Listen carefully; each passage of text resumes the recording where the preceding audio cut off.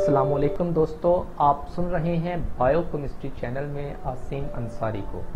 Now we discuss about the contribution of Newlands in the classification of elements. अब हम देखते हैं कि न्यूलैंड्स ने एलिमेंट्स को कैसे तरतीब दिया। After successful determination of correct atomic masses of elements by Cannizzaro in 1860, attempts were again initiated to organize elements. 1860 में कैनिज़ारो की एलिमेंट्स के सही एटॉमिक मास की कामयाब तशखीस के बाद एलिमेंट्स को दोबारा तरतीब देने की कोशिश शुरू हुई। In 1864, British chemist Newlands put forward his observation in the form of law of octaves. 1864 में बरतानिया के कीमियादान न्यूलैंड्स ने ऑक्टेव लॉ की सूरत में अपने मुशाहिदात पेश किए।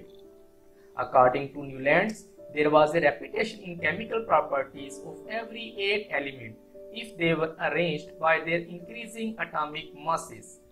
अगर एलिमेंट्स को उनके बढ़ते हुए एटॉमिक मास के हिसाब से तरतीब दिया जाए तो ऑक्टेव के 8वें एलिमेंट की कीमियाई खसूसियात इस ऑक्टेव के पहले एलिमेंट के साथ मिल जाती हैं।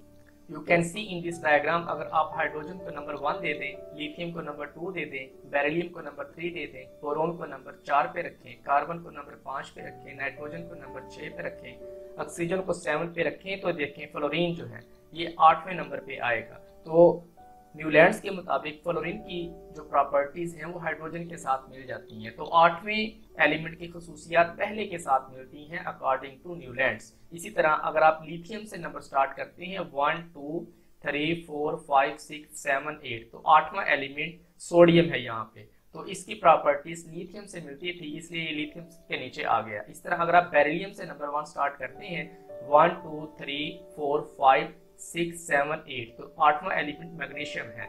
न्यूलैंड्स के मुताबिक मैग्नीशियम की प्रॉपर्टीज बेरिलियम से मिलती है, इसलिए ये बेरिलियम के नीचे आ गया। तो अगर आप बोरोन का नंबर 1 देते हैं तो 1 2 3 4 5 6 7 8, तो 8वां एलिमेंट एल्यूमिनियम है जिसकी प्रॉपर्टीज बोरोन से मिलती हैं, इसलिए बोरोन के नीचे आ गया। इसी तरह बाकी एलिमेंट्स को भी आप यहाँ पे देख सकते हैं। न्यूलैंड्स ने कहा कि अगर आप एलिमेंट्स को उनके बढ़ते हुए एटॉमिक मास के लिहाज से तरतीब दें तो हर 8वें एलिमेंट की खसूसियत पहले से मिल जाती है। आप यूँ भी कह सकते हैं कि पहले एलिमेंट की खसूसियात 8वें के साथ मिलती हैं, दूसरे एलिमेंट की खसूसियत जो है 9वें के साथ मिलती हैं। इसी तरह 10वां एलिमेंट जो है वो तीसरे एलिमेंट के साथ मुशाबहत रखता है, यानी कि इसको अगर आप नंबर 1 देते हैं, इसको 2 देते हैं, इसको 3 देते हैं, तो पहले एलिमेंट की खसूसियत किसके साथ मिल रही है? 8वें के साथ, दूसरे की 9वें के साथ मिल रही है, तीसरे की 10वें के साथ मिल रही है। इसी तरह ये आगे जाता जाएगा।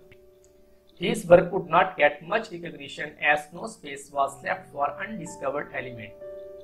The noble gases were also not known at that time. Newlands के इस काम को कोई खास पजीराई न मिली क्योंकि इसमें दरियाफ्त न होने वाले एलिमेंट्स के लिए कोई जगह न थी।